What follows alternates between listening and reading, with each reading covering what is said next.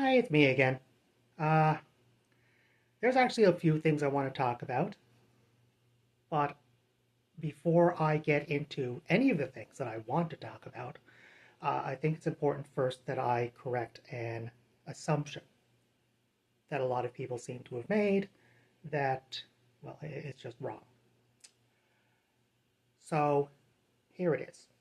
And actually, before I say this, I should probably be very clear because I don't want anyone to feel that I'm judging them or against them when that is simply not the case.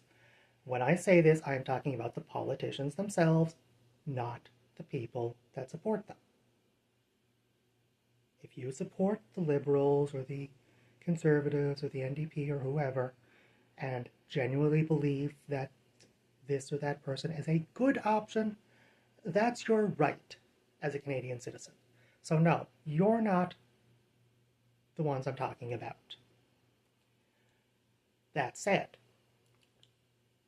my opinion on the matter is that the biggest difference that I see between a liberal politician and a conservative politician and an NDP politician, and all of them, frankly, for that matter, the biggest difference between all of them is whose backside you're most likely to find their lip prints on. Okay? So please, stop acting like I like Carney. I don't. Please stop assuming that I liked Justin Trudeau. In the entire time he was in office, he did a grand total of 3 things that I actually thought were a good idea. That's it. Okay? So, no, I didn't like him at all. And let's be completely honest with ourselves about this. Yeah, he did get reelected, so obviously there must have been some people who supported him. But when he was first elected, when he first got into that position, it wasn't even a vote actually for him. A lot of the people who voted Liberal in that election really didn't care who got in as long as it was not Stephen Harper. Which kind of brings me to one of the things I actually do want to talk about. One person, oh gosh, I should have written down your username. But anyway, there was a criticism that I actually think was quite fair. Someone pointed out, and I really am sorry that I didn't write down your username. I'd love to say it out loud and give you credit. But you pointed out that I said he was hated for a good reason, and then I didn't give any reason. And I am sorry about that.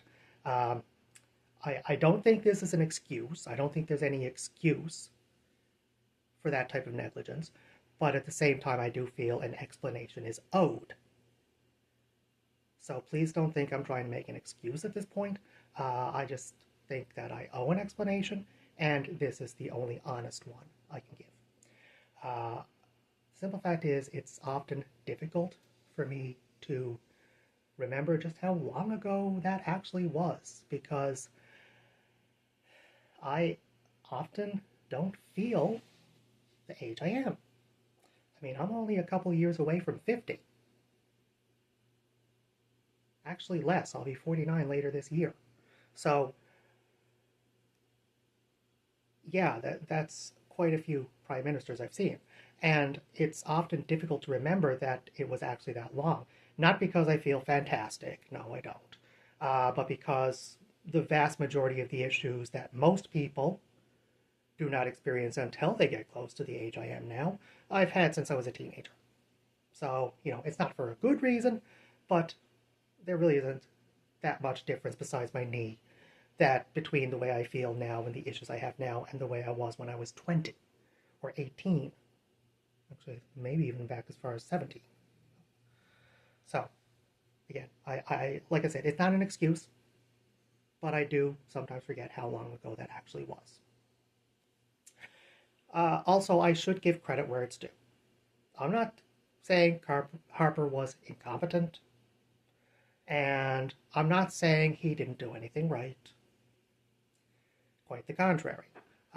He actually is one of the few that did keep campaign promises. And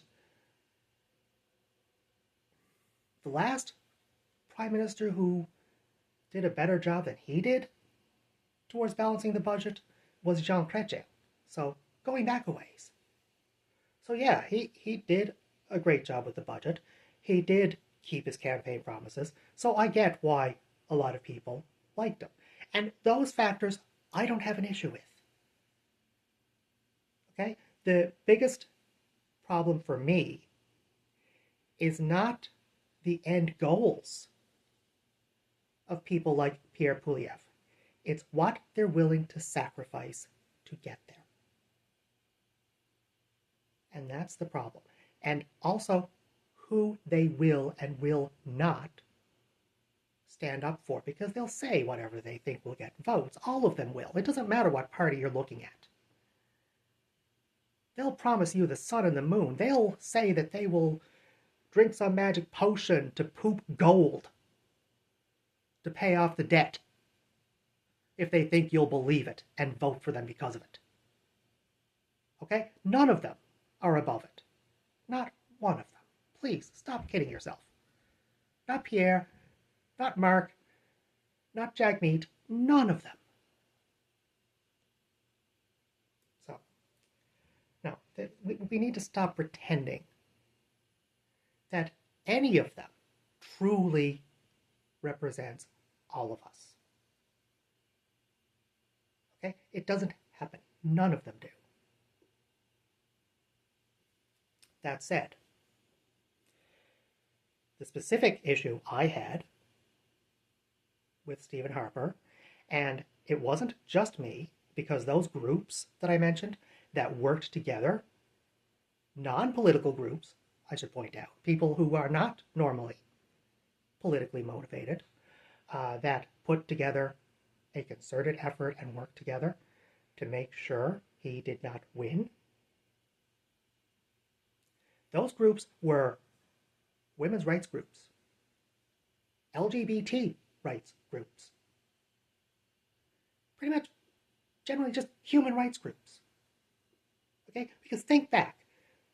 Does anyone remember a single time that he was in favor of extending rights to anyone that was not like him, that didn't look like him, that didn't believe like him? Does anyone remember a single time when he had anything positive to say about the LGBT community? Does anyone remember him supporting women's rights? So here's the thing. This is why so many of us were worried. Because at that point, at that election, he had already accomplished most, if not all, of the things he said he wanted to accomplish. All those goals were met. He, at that point, could have retired and said, I did everything I wanted to do. But, frankly, his actions, what he did and did not support, led many of us to believe he was, frankly, a homophobic misogynist. Plain and simple. That's it. Many of us believed that, and because it was at a point where his primary goals had been met, a lot of us felt like there were targets on our backs. As a gay man, I genuinely felt like there was a target on my back. A lot of women did. A few people, I don't know if they're right or not, I can't remember specifically him saying or doing anything that would support this, but at the same time, it was a long time ago, regardless of whether I feel like it or not. But if I recall correctly, a few people actually thought he was a racist against some groups as well, but I don't want anyone to just take that on my word, because I don't actually myself think, actually, and I apologize, I said that looks like him, but I really shouldn't have, because I don't think that was actually one of the things that he was actually guilty of, come to think of it. Yeah, I probably shouldn't even said looked like. Uh, but that said, there were people who did think that as well. And if anything, I think that was more based on the fact that he really didn't exactly go out of his way to support anyone other than straight, white, Christian males. Okay? So yeah, a lot of us felt like there were targets on our backs. That's why there was that big effort. That's why he was hated so much. A lot of us genuinely felt enough to have a nationwide campaign just to get rid of him, that our rights were being threatened. Now, I saw part of Pierre Pouliev's response to a question a while ago. I didn't see his entire response because I didn't see the entire video. I had to stop it. I was so annoyed and irritated with how he was avoiding the question. I didn't even care at that point if he ever did answer, because the way he avoided it alone was enough for me to tell me what I need to know about him. The interviewer mentioned about how Donald Trump had signed another executive order. And by the way, it's the spectacle of it that's different here, by the way, guys. It's not the fact that he signs so many orders that's so weird. It's the fact that he makes such a spectacle of it. Every president, for at least as long as I've been alive, does sign executive orders. That's a common thing. They just don't usually make a big spectacle out of it and try to use it to further their popularity. Which, frankly, that's actually my only issue with the fact that Carney signed an executive order. Yeah, other prime ministers have signed them. But again, they don't normally make a spectacle. They don't normally invite in the press. That said, he did do it before announcing an election. We all know that's why. We all know that's why he decided to invite the press in and to see him sign that. But yeah, this is the simple fact of the matter. Harper, or Puliev, sorry, I should have had a coffee before I did this. Puliev was asked if he had, or if he would ever follow that example and do something similar in Canada. And he, as long as I watched it, and the interview asked him at least 3 times during the part that I watched, he never did give a simple yes or no. And when it was mentioned about the only 2 genders thing, his response was, I don't know of any others. And that's as far as he would go. He would not allow himself to be made to give a simple, straightforward answer. He did everything he could to avoid it. Okay? Now, maybe he's not as much like Harper as I think. Maybe gays, lesbians, bisexuals, women, maybe none of us do need to worry. But if we only care when we're the ones who will be directly affected, what kind of people would we be? What kind of people would that make us? That's certainly not what Canada is known for. So the fact that this guy seems to be doing everything he can to avoid discussing trans rights, to avoid giving a straightforward answer on the rights of transgendered persons, I think that really tells us a lot more than he wants to tell us. So yeah, I don't trust him. I don't trust him. And to be clear, one of those three things Trudeau did that I liked was that it was under him that our transgendered siblings were added to the list of people protected under the Canadian Constitution from government prejudice. So, yeah, that's one of the three, if anyone's curious, which should tell you why the fact that Puliev avoided that question so vigorously. If anyone did watch it, by the way, the point I stopped was when he tried to turn it around and act like it was somehow odd that he was being asked this when there were all these issues with crime and economics. And that's the part that reminds me most of Harper. They really do just use this as a distraction.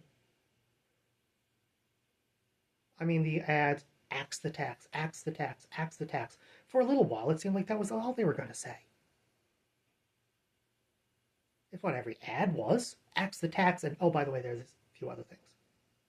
That's what it felt like to me. Maybe I'm misinterpreting, but to me, that's what it felt like. It's like, axe the tax, and oh yeah, these other few things. Oh, that's... and carbon tax, Carney. No. I don't... I can't get behind someone who has an issue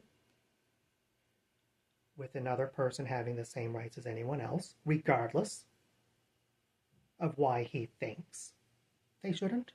And I genuinely do believe, because of the way he avoided that question, that that is the case. Now, Canada has many checks and balances in place, certainly a lot more than the US does.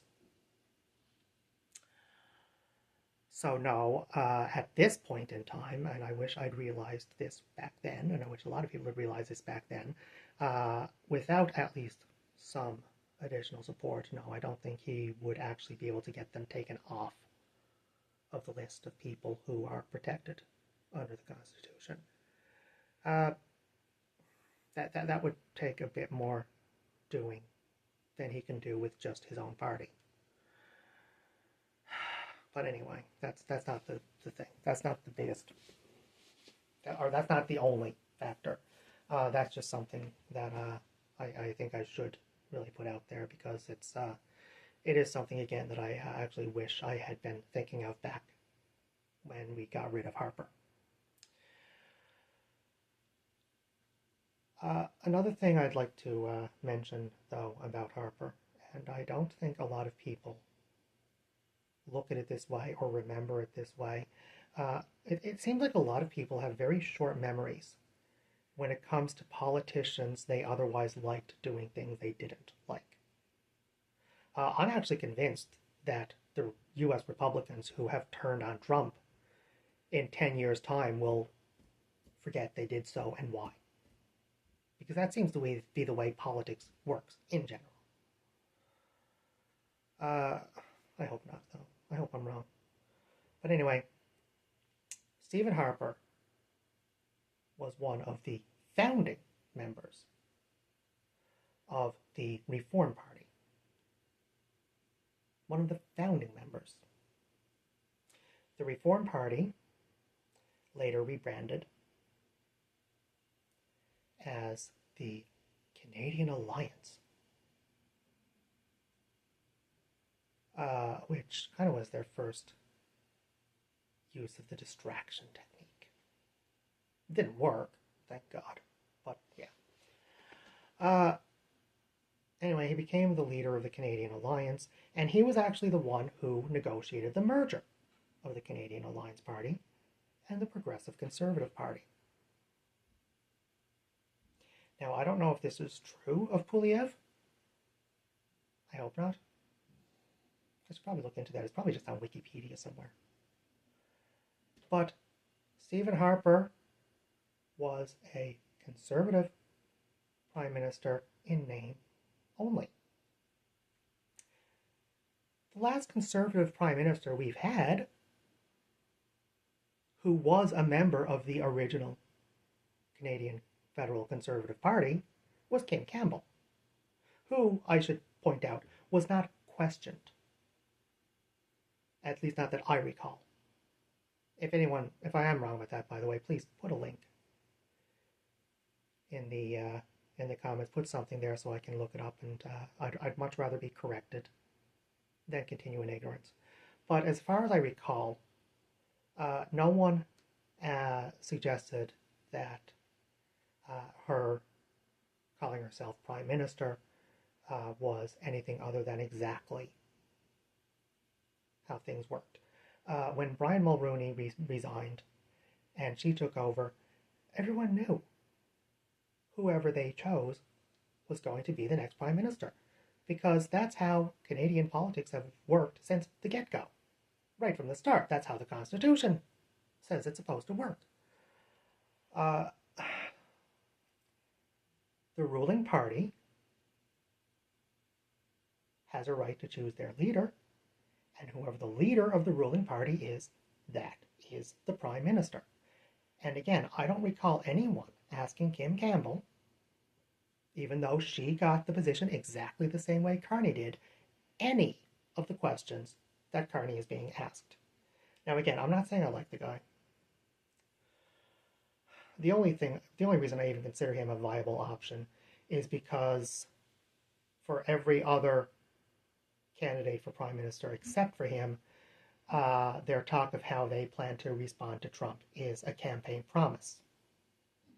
And maybe they plan to do it. I actually do think most, if not all of them, do plan to stand up to Trump. But there's only one of them who has already done so and been part of the governing party, that also did so. There's only one that can honestly say that they've already done that as prime minister. This is a simple fact. I don't like the guy. I don't think in any other circumstance I would want him as prime minister. I don't know who I actually would vote for if circumstances were different. At this point in my life, my votes tend to be based more on who I think will do the least damage and who is most likely to actually maybe do a couple of things right, because I don't actually trust any of them. But yeah, the only reason I consider Carney a viable option is not because I trust him. It's not because I like him. It's not because I like the Liberal Party's policies. Is because as much as I do think the other party leaders intend to keep that campaign promise that they will stand up to Trump, the simple fact is, like I said before, Harper did actually keep a lot of his promises, if not all of them. And that's rare. And the fact that that is rare for any politician of any party should worry all of us. Okay? We're not looking at the normal situation. This is just as unprecedented as the pandemic was. The US has not threatened Canadian sovereignty since before we had sovereignty. The last time a US president wanted to take over what is now Canada, we were a colony. We were not a separate country yet. So, yeah, this is unprecedented. Madison, by the way, 1812, if anyone's curious. So, yeah, this really changes, for me at least, everything. I know there's a lot of other things that are very important. The budget's important. Taking care of our people is important. And yeah, Puliev is right that housing is important, jobs are important. I still don't trust him. I don't know if I would have any interest in. I don't think I actually no. Just forget not think. I know I would not support Carney in different circumstances, but I also would not support Puliev. I just do not trust him. Yes, there's all the other reasons I mentioned in the last video, but it all started with that interview where he couldn't give a simple yes or no answer to a straightforward yes or no question and went out of his way to avoid it. That tells me what I need to know about the man's character. But yeah, this is not a normal time.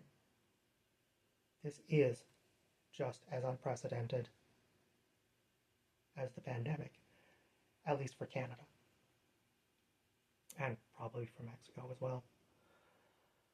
So our sovereignty is on the line here.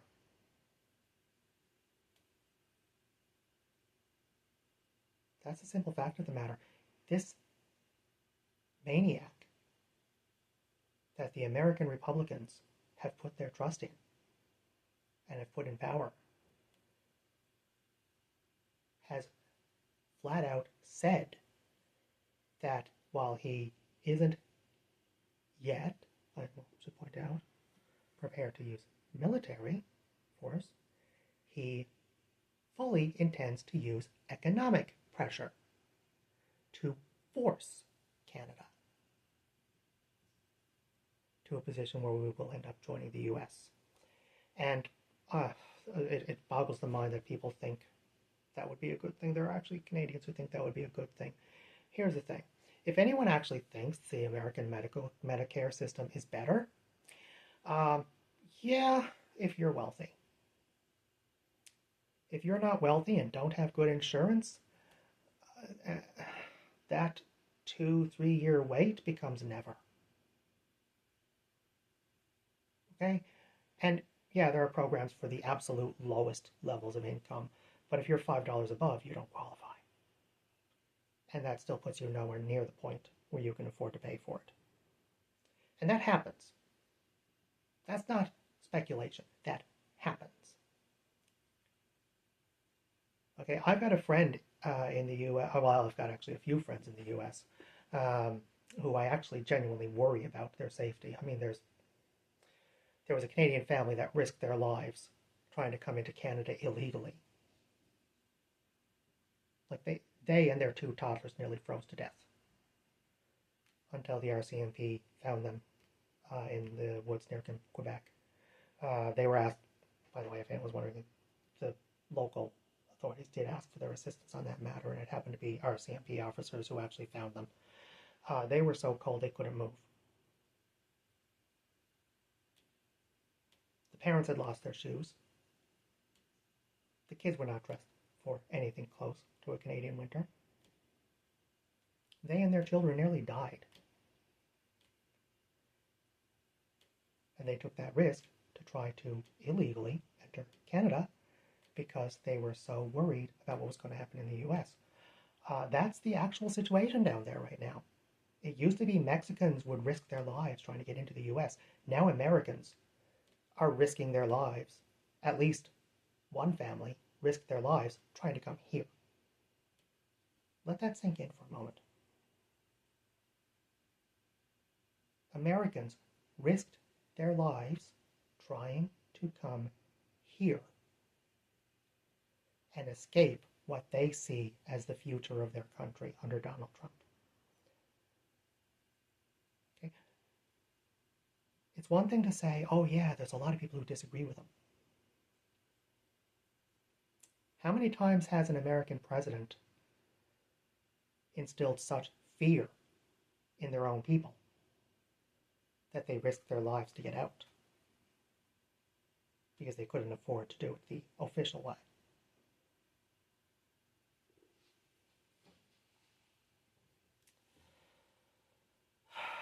Anyway, that's the thing.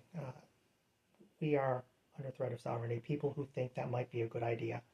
Or we are under threat of losing our sovereignty. People who think that might be a good idea should really ask themselves why they think someone would risk their lives. And I know some people are just going to say, oh, they're stupid. If every stupid person was willing to risk their lives over nothing, the world would probably be a better place. So, yeah.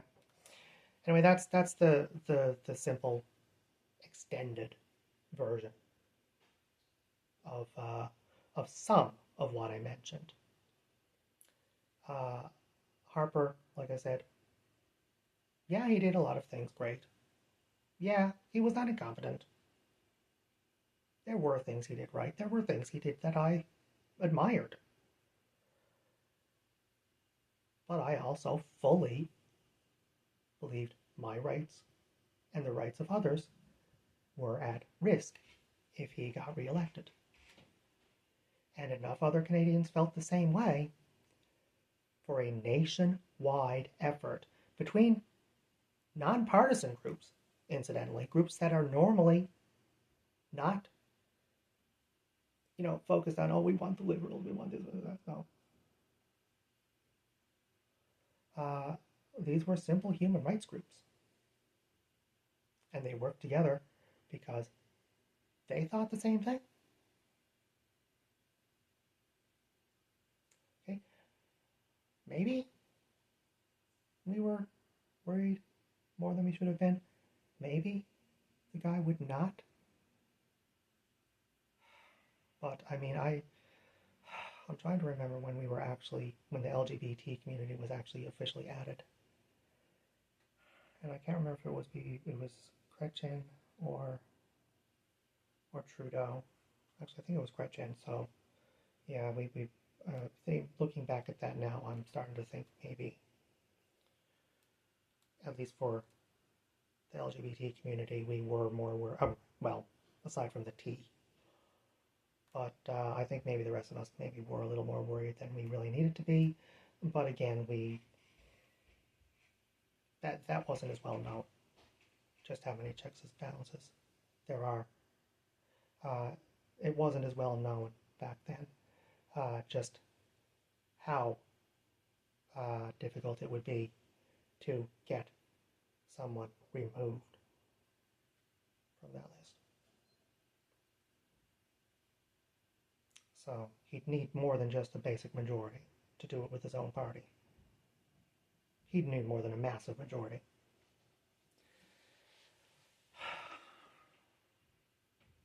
Anyway,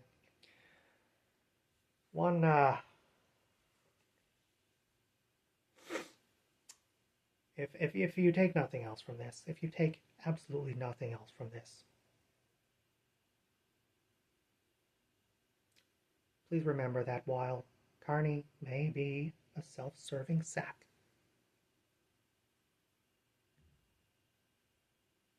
he's the only one among them who isn't just saying he will stand up to Trump. He's already done so.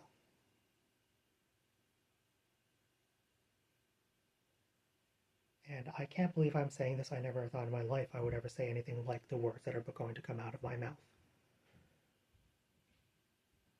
But we are at a point where all the things that would normally be my priorities, at the very least, need to take a back seat to that. Right? That's it. There are things that I have never before in my life, and hopefully never will again,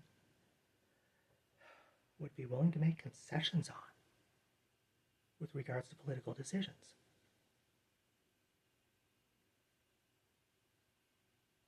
And I want to be clear on that. This is not something I generally am willing to do. Again, I actually don't even like any of them. Like I said a little while ago, my votes at this point in my life are often based on who I think will do the least damage and might actually get a few things right. Okay? This is not coming from a liberal supporter. This is not coming from someone who thinks Carney will actually do a good job otherwise. Trip to Europe. Just like I had to give Harper credit for the things he did right, I suppose I should give him credit, Carney credit for that. He did and is working to get more trade routes open for us to make us less dependent on trade with the U.S. That said, any of them would eventually have come to the conclusion, even if they haven't already. I think any of them would have eventually have come to the conclusion that was an absolute necessity. But yeah, we're not in a normal election here. We are in a situation where we need to decide who we think is most likely to genuinely stand up to Trump. And again, only one of them can say he's already done so. Only one. All the rest of them, it's a campaign promise. And given how rare it is for politicians to keep all of their campaign promises, one of the few things I liked about Harper, that should worry all of us.